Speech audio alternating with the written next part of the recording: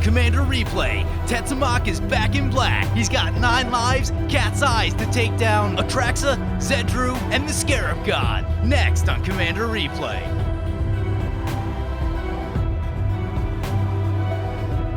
Alright, welcome back everyone, playing some Tetzimoc Primal Death. We got a reasonable starting hand, we'll go ahead and keep. Looks like we're facing off against the Scarab God, Atraxa Praetor's Voice, and Zedruu the Greathearted. We draw into a Terramorphic Expanse. We'll go ahead and play the Terramorphic Expanse, crack the Terramorphic Expanse, get a Swamp, and pass the turn. If you're wondering why we're playing Terramorphic Expanse in this deck, it's because we're running Crucible of Worlds. Because this deck relies heavily on Command Beacon, having a few fetch lands around to go with our Crucible of Worlds, also a pretty good idea. And back to our turn. Nothing we can do with the mana yet, so we'll play the Cerborg, and we'll tap out and pass. Opponent's going to play a Serum Visions, draw a card, and scry 2. Trophy Mage coming down for the Zedruu opponent. They reveal a Chromatic Lantern. It's the Masterpiece version. Looks pretty sweet. So right here, we draw into a Moonlight Bargain. You'll notice that there's no art because my computer's been having some trouble of late, and it is not keeping up with things the way that it needs to be. Anyway, we're gonna lay down the Ancient Tomb and play our Erebos. So every load of the game, just so we get all the artwork, the spoilers for Dominaria kind of taught me that the art and the frame of a card really kind of tie the card together. Reading through the text-only spoilers for Dominaria really wasn't very exciting. Especially a card like Lyra Dawnbringer. I didn't get super excited when I read it at first, but once I saw the art and everything kind of all together, then I got really excited about the card. Right here, I'm going to play Sidisi, and we'll exploit Sidisi. So sacrifice Sidisi. And I'm gonna go for our Thornbite Staff right here, because it's such a good combo piece with Tetzimoc. Augur of Bolas coming down for the Scarab God. Anyway, let's take a look at what Tetzimoc actually does. It's 4 black for a 6/6 with Death Touch, pay a black, reveal Tetzimoc from your hand, put a prey counter on target creature, activate this ability only during your turn. When Tetzimoc enters the battlefield, destroy each creature your opponents control with the prey counter on it. The trick to Tetzimoc is building around the Death Touch mechanic, giving yourself some ways to use the reveal mechanic, but you don't necessarily need to go all in on being able to reveal Tetzimoc from your hand. I had a Phage player comment on the last Tetzimoc video I did. They said, in comparison to Phage, Tetzimoc is all upside. So there will be times where you just want to play Tetzimoc from the command zone for 6, and then you can either bounce it to your hand or send it to the graveyard and consequently get it back to your hand after that. Chromatic Lantern coming down for the Zedruu opponent. Ooh, Scarab God is going to play Ceremonious Rejection and counter the Chromatic Lantern, so Chromatic Lantern to the graveyard. Although, honestly, they probably should have saved that Ceremonious Rejection for the Thornbite Staff that we'll be playing shortly. So we have 6 mana this turn. I guess with 6 mana we just cast Tetzimoc. So Tetzimoc comes in, nothing has a prey counter on it, nothing will get destroyed. But hey, we've got ourselves a 6/6 Death Touch. And a Vampiric Tutor for the Scarab God opponent. Sol Ring for the Scarab God opponent. Let's take a look at what our opponents are actually playing. As I mentioned, we have the Scarab God is 3 blue-black for a 5/5. At the beginning of your upkeep, each opponent loses X life, and you scry X, where X is the number of zombies you control. You may pay 4, exile target creature from a graveyard, create a token that's a copy of it, except it's a 4/4 black zombie. And when the Scarab God dies, return it to its owner's hand at the beginning of the next end step. The Scarab God has been tearing up Standard for quite a while. I've actually had some trouble with it in Commander. I haven't been able to find a build that was really working the way I wanted it to with the Scarab God. And Atraxa scooped it up. Anyway, I don't know if I just needed to tinker around with the build for the Scarab God more, or if I just got unlucky in the decks that I was playing it against, but either way, I didn't have a lot of success with it when I did run it. Hana Ship's Navigator coming down. You can pay 3, return target artifact or enchantment from your graveyard to your hand. Pretty good card. Probably means, at the very least, I'll probably get that Chromatic Lantern back at some point. Zedruu the Greathearted is going to give us control of the Trophy Mage. Sounds good to me. The one thing I don't like right now is the Scarab God has 6 untapped mana, which means that being that they're playing Ceremonious Rejection in their deck, I have to imagine that this is a pretty heavy counterspell deck. Also, they played a Vampiric Tutor not too long ago, although they may have gotten the Sol Ring with that, I'm not entirely sure. Right here, I think I like the idea of playing the Moonlight Bargain. Right now, I'll drop down the Nykthos Shrine to Nyx.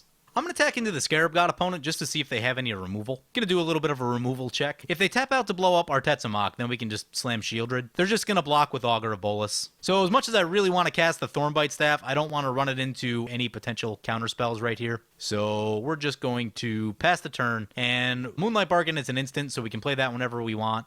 So we'll spend our turn playing Moonlight Bargain and possibly using Erebos if we need to. The good news is Erebos is going to shut down the life gain part of Zedruu. Will not stop the card draw aspect, though. So Scarab God coming into play. Opponent finally tapping out some mana. Makes me feel much better about things. So let Scarab God come down. And we'll play this Moonlight Bargain at the end step. What do we have? We have a Homeward Path, a High Market. Ooh, Crucible of... I'm tempted to just take Crucible of Worlds and put all the lands in the graveyard. Doesn't sound like a bad plan. Liliana's Reaver we'll put into our hand.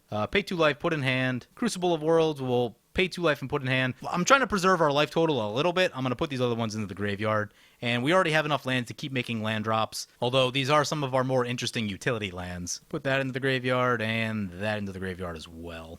Grid Monitor, you can't cast creature spells. Oh, hey. I see what our opponent's trying to do. Yeah, we're definitely going to want to try to get the Stormbite Staff down and shoot that Grid Monitor. It cost opponent 3 to do the exchange control thing. There's an Elixir of Immortality coming down. The Scarab God has blue and black open, which makes me nervous about Negate. We have Crucible of Worlds and Thornbite Staff. I'm going to play the Crucible of Worlds because if they have a Negate, they're definitely going to use it on the Crucible of Worlds. Play Crucible of Worlds. Nice, it resolves. Sweet. Opponents don't have any crazy lands yet, so I'm going to get the Homeward Path before the Strip Mine, just in case. Oh, we could have got the High Market and sacrificed the, actually we could, ooh, the Homeward Path means that, opponent will regain control of the Grid Monitor and the Trophy Mage. Nice. So that actually works out beautifully. Oh yeah, here we go. So play Thornbite Staff, equip Thornbite Staff. Oh, Thornbite Staff is 4 to equip. Boo. Well, opponents are going to see what's coming. That's no good. And we have 2 floating mana. I guess we can draw a card with it. Painting ourselves all the life. Ooh, it's Revel in Riches. That'll actually be good if we get the Thornbite Staff going next turn. The Scarab God's going to get pretty annoying because it can get our Sidisi on their next turn, which is a little bit not great. But I guess I'll swing the other way into the Zedruu opponent, see if they want to block with anything or if they just want to take the damage. So interestingly, on Magic Online, Thornbite Staff does not show its equip cost of 4. When I was looking at the top line, equip creature has 2, I was thinking that was the equip cost for some reason and that we could play and equip all in one turn, but alas we cannot. So opponent's going to use their Scarab God ability. Yep, going after the Sidisi, which means they will get to tutor for something. And that also pulls Sidisi out of our graveyard, which is not amazing. We do have some graveyard interaction in this deck. Shieldred in hand and Phyrexian Reclamation, to name a few. Oh, by the way, finishing up on our opponents, Zedruu the Greathearted is 1 red, white, blue for a 2/4. At the beginning of your upkeep, you gain X life and draw X cards, where X is the number of permanents you own that your opponents control. You may pay red, white, blue. Target opponent gains control of target permanent you control. So Zedruu is a very unique deck where you're trying to give opponents control of things that they really don't want. Things like this Grid Monitor. Burnished Heart for the Scarab God opponent, and that taps them out, which makes me feel pretty good about things. Always want to see the blue player tapped out. We just got to get back to our turn and hope that the Zedruu opponent also taps out. And then we can start shooting things down with Tetzimoc, and if we do that with Sangromancer in play, we're going to gain a lot of life. And even better if we can get Revel of Riches down at the same time. I'm not going to exchange control right here, just so that we can leave Trophy Mage up as a blocker, and we don't have to lose a ton of life in case Zedruu wants to swing into us. It appears that they do not want to go to combat. So opponent's going to return their Chromatic Lantern to their hand. I'm fine with that. There are so many worse things that they could be doing. Opponent's going to give control of the Grid Monitor to the Scarab God. I don't know how many creatures the Scarab God is running. They haven't really played many up to this point. Anyway, we'll come back to our turn. We won't use the Homeward Path right here. Again, just leaving up blockers. Also, I plan to shoot down the Zedruu anyway. Let's get the High Market into play. It seems like there could be some value with that, with the Trophy Mage in case we want to sack it. Oh man, my goal would be to equip Thornbite Staff, get Sangromancer and Revel in Riches into play, but I think it's going to be really tough to do all of that. Yeah, I don't think I'm going to be able to get the Revel in Riches down this turn. So we'll just get the Sangromancer down. Oh, Sangromancer is a shaman, except it doesn't have haste, so we won't be able to use it right away. So that is unfortunate. Anyway, equip Tetzimoc. We have 1 floating. First thing I'm going to shoot down is this Burnished Heart, because looks like opponent's a little bit light on lands, and that will set them pretty far behind. So we're going to gain some life out of that. Use Sangromancer's ability. Tetzimoc will untap. Ooh, that also animates Erebos as a creature, so that's good. And then we'll swing into the Zedruu. Zedruu takes a big hit, goes down to 23 and 12 commander. Wow. And with Erebos out, they're not going to be able to gain any life back, so that is good news. We do have to be careful of things like Illusions of Grandeur, or whatever that one is that makes you lose 20 life. So Scarab God is going to make a copy of the Burnished Heart. If they want to sack it now, they can, but at least we got them to tap out 4 mana doing that. That's a reasonably large tempo play. So back to Zedruu's turn, they're going to get a trigger to draw cards, but no life gain. They go up to 10 cards in hand. Eee. Yeah, we'll probably have to fire that Homeward Path off soon. Luckily, they don't have crazy amounts of mana, so that's good. Sometimes it gets awkward on turns like this when you draw a lot of cards, because you're in this scramble to get down to 7 cards in hand. That typically means that opponent will probably tap out, trying to cast a bunch of stuff, which can be good in the sense of they probably won't be leaving back counterspells or things like that while they're doing that. So they're going to start with the Chromatic Lantern. There's an Acroan Horse for the Zedruu. That's a funny card. So an opponent will gain control of the Acroan Horse, and they send it our way. So we're definitely going to fire off this Homeward Path at the end of our turn. Use the Homeward Path. Ooh, there's a Thespian stage. Nice. Yeah, let's get the Thespian stage into play. Next thing I want to do, I want to get Revel in Riches down. Cast Revel in Riches. And now we start shooting stuff down. Tetzimoc, shoot the Hana. Oh, I did that wrong. That was not how I was supposed to use that Nykthos. Whoops. Regain some life off the Sangromancer. Get a Revel in Riches treasure token. Start autoing these triggers. We'll shoot down the Acroan Horse. Gain some more life. Back up to 31. Tetzimoc untaps. And then we'll shoot the Grid Monitor. Use the treasure tokens to do it. Get another treasure token. Sangromancer, we're going to gain some life. And Tetzimoc will untap. I'm just going to go on the attack right here against the Zedruu. Yeah, we'll send everything. Tetzimoc will probably untap when they sack the Burnished Heart. So I feel pretty good about attacking like this. But yeah, we've assembled the Tetzimoc Machine Gun, Thornbite Staff, and Tetzimoc. Also works with, we have a lot of other creatures with Death Touch in the deck. For example, like Liliana's Reaver, Grave Titan also has Death Touch. Works with any of them. It's a fun little trick. So opponent's going to sack their Burnished Heart just like I thought. That'll untap Tetzimoc, and we can use Tetzimoc again if we have to, and we'll get another Sangromancer, another treasure token, and opponent will get to search for some lands.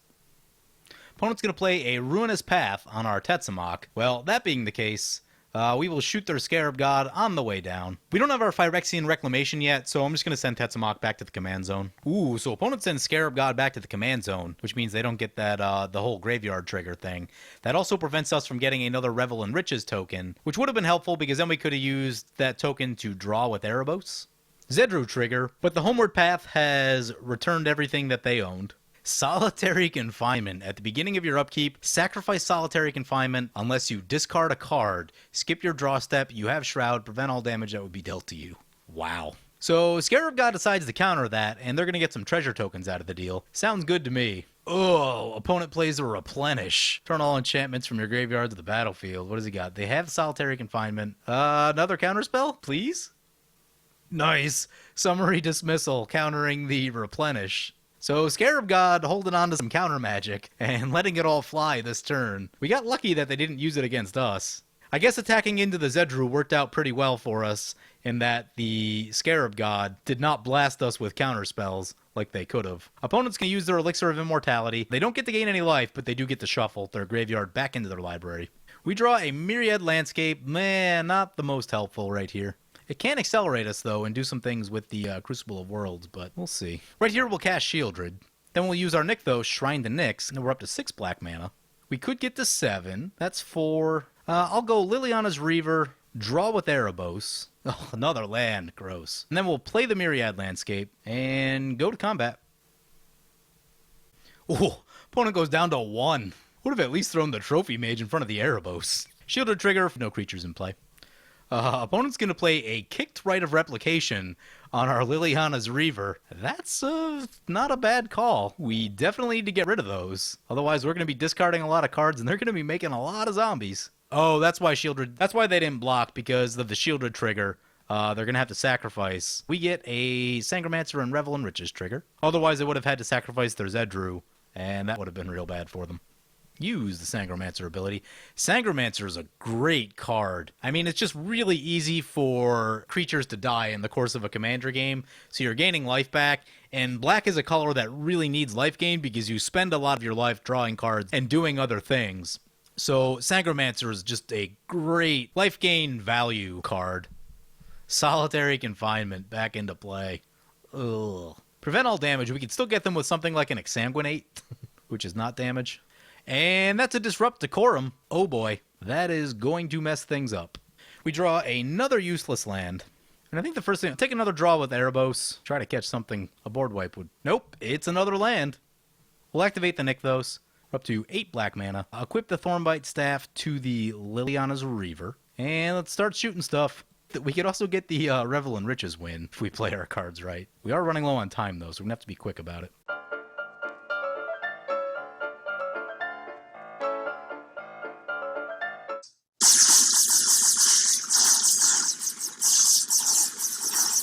So shoot down the last Liliana's Reaver.